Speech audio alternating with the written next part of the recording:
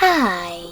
In front of me is Samsung Galaxy Fold5 and today I would like to show you how you can set up screen lock.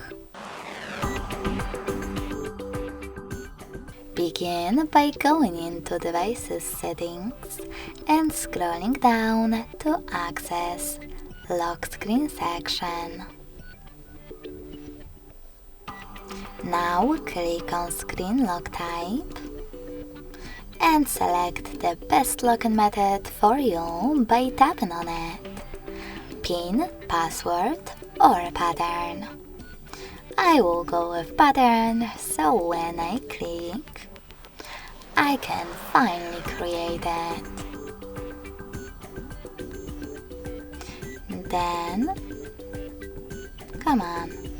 Then choose continue at the bottom right corner.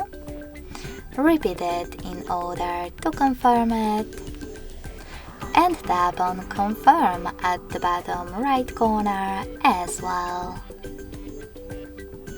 Lastly, you can manage all of those lock screen notification settings however you wish though, and tap on Done.